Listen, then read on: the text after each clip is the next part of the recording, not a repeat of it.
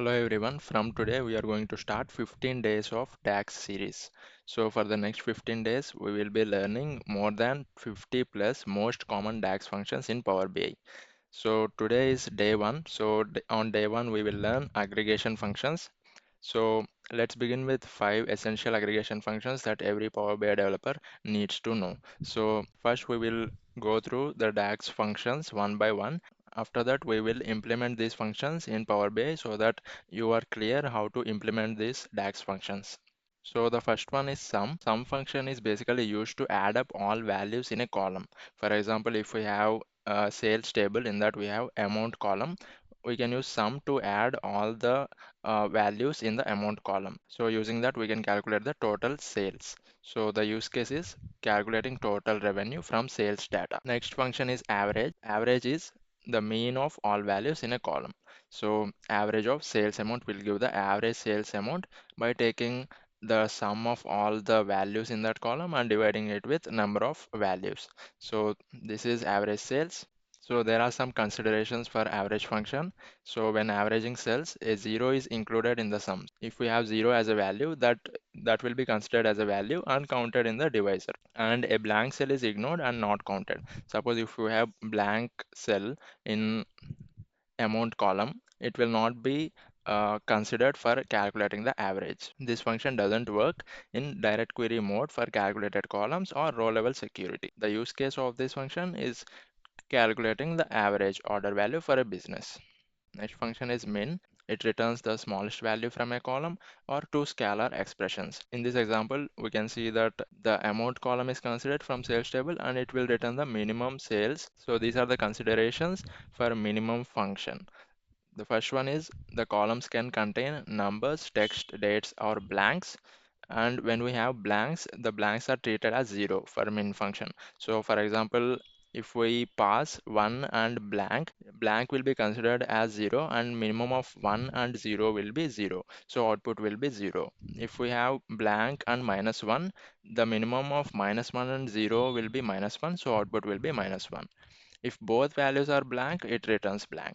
Errors occur if values are not allowed. If we find any values other than these types or any other errors, then we will get the syntax error. And true or false values are not supported. So if we want to use true or false also, we need to use min function instead.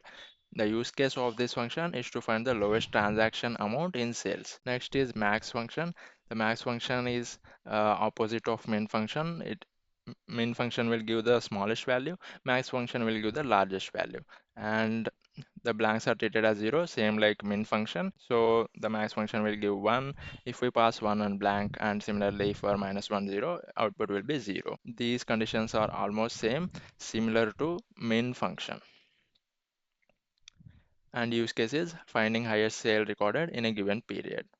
Next function is count function. Counts the number of rows in a table where the specified column has non-blank value. For example, if we count how many sales transactions have happened, it will give the total transactions. So it will not count blank values. It will count only if there is a non-blank value in this column. The count function counts rows with numbers, dates, or strings. Blanks are skipped and returns blank if no rows are found. It doesn't support true or false values. We need to use count a for considering true or false values. And it is not supported in direct query for calculated columns or row level security. The best practice is using count rows function instead of count, but it depends on your use case. One of the use cases is to count number of completed transactions. So these are the bonus functions for day 1. Count rows counts all rows in a table. For example, if you pass in a table, it will count number of rows in that particular table.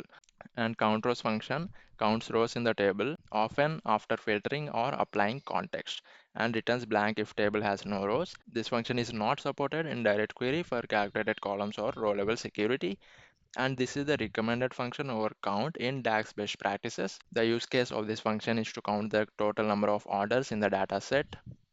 Next is distinct count function. Distinct count counts the number of distinct values in a column. For example, if we want to find how many unique customers are there in our sales table, then we can use distinct count and we pass in the customer ID column. Then it will count how many distinct customer IDs are there.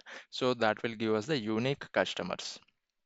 The distinct count function counts distinct values in a column. So the distinct count will include blank values. So in order to consider the distinct count such that it does not consider blank values, then we need to use distinct count no blank to exclude the blank values. And this function is also not supported in direct query. And the use case of this function is to count number of unique customers who made a purchase. This is today's challenge. We need to differentiate between count function and count rows function. Let's see the features one by one. So what it counts? Count function will count non-blank values in a single column, and count rows function will count total rows in a table. Supported data types are numbers, dates, text, and ignores blanks. That is count function. And count rows will count all rows regardless of data type. It is just for counting total number of rows in a table. Returns blanks when no valid values are found in the column, and the count rows function will return blank if the table itself has no rows. The best practice is using count rows instead of count when counting rows in a table. So whenever we want to count how many rows are there in a particular table, then we should use count rows function instead of count function. And count rows is preferred for counting rows, especially with filters. Direct query support, both count and count rows are not supported in calculated columns or row level security if your table is using direct query mode. So these are the key points to note. Use count when counting non-blank values in a column.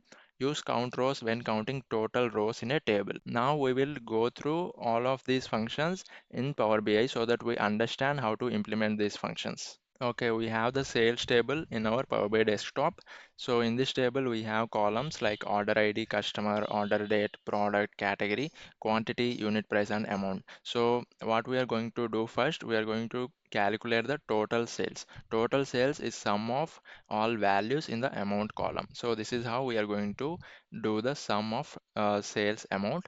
So when we see this in the card visual, we can see the total sales. It will do the sum of all values in the amount column. So that is about total sales. Next one is average. We are going to see average function. So average sales will give the average of amount column. So it will add all values and it will divide by number of values in the amount column. That is average sales. Next we will see minimum sales. So minimum sales will give the minimum sales amount from amount column. In this here minimum is 100, so output will be 100. Next one is max sales. Max will give the maximum sales amount in the amount column. So this is the function for max. Now let's see the amount column. Here the maximum value will be 800. So that is max function. Next is total orders. Total orders is basically how many rows in that particular table. So we are using count rows here, count rows, and we pass in the sales table. So that will count how many rows that particular table has. That will give us total orders. Next one is total transactions. Total transactions will give how many successful transactions have happened.